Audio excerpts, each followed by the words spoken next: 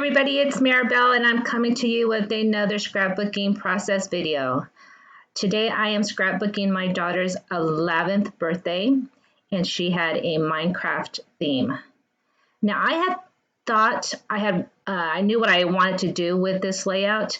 However, when I started working with it, I changed my mind and I wanted to do some type of Minecraft pattern, so make my own paper.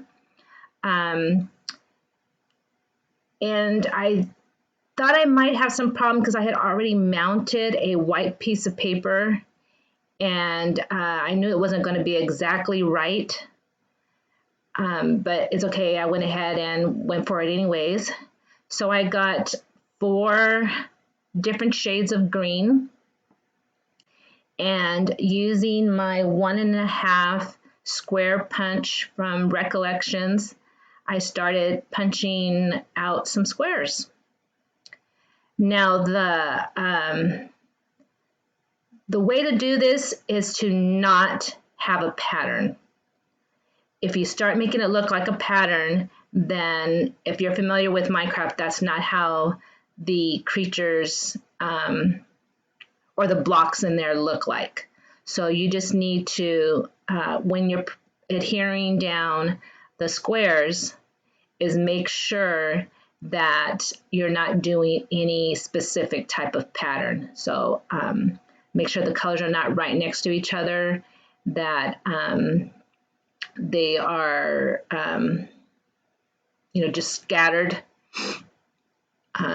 So you'll see I'm using my Tombow and I'm just adhering the squares down with no pattern whatsoever, just putting it down, making sure none of the squares that are the same color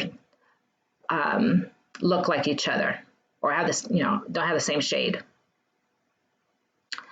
If I was to do this again, I would not use a Tombow. I would probably use my sticker machine to make it go a little faster, or put down the adhesive first and then put down the sticker.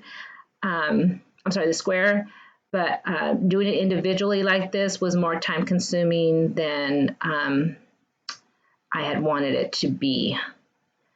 So you'll see I'm just putting down the squares. I really like the lime green. I think that one and the dark green kind of makes it pop a little bit more. So I went ahead and fast forwarded to the end. I thought it was a little boring for you to see, me put down all the squares. But I did want to show you the bottom because at the beginning I thought I was going to go a whole different route with this layout.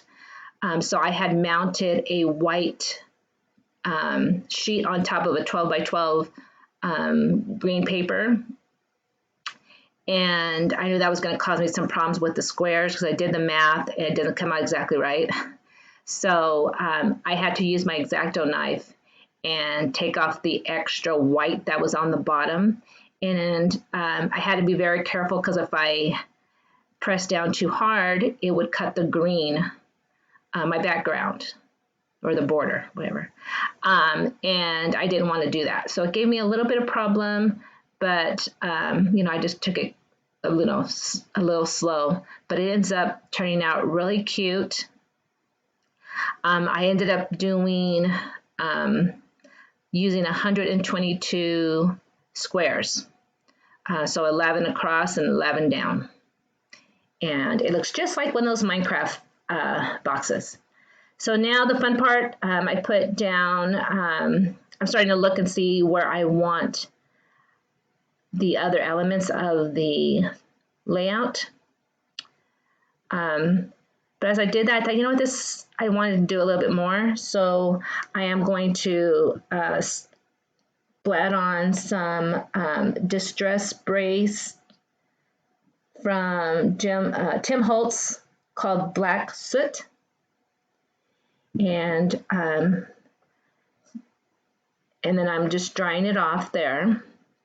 As I set that aside to dry, I'm going to go ahead and put my adhesive on my die cuts. Now these die cuts I got at an expo, so I can't tell you what company I got them from, but the good thing about them was that they already came put together, so you don't have to worry about gluing them or, some of the die cuts like that you have to assemble yourself. So, but these came already assembled. So I found a little wet spot on my paper, so I went ahead and dried it. Now I'm trying to figure out where I want things.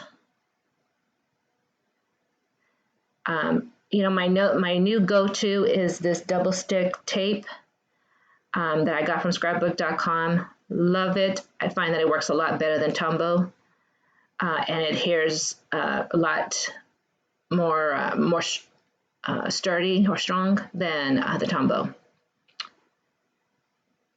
So I am putting on my title.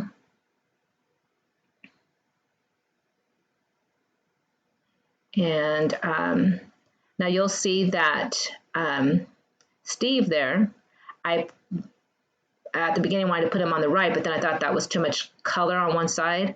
So I put him on the left. And then my journaling card there was giving me a little bit of problems. So I went ahead and just put it on top there, and then did some journaling there. I believe I just put that it was my daughter's 11th birthday. And then I'm pretty much done. So if you don't have pattern paper for the theme that you're doing, you can create one. Thank you for watching. Please subscribe so you don't miss any future videos. Thank you. Bye. Stay healthy.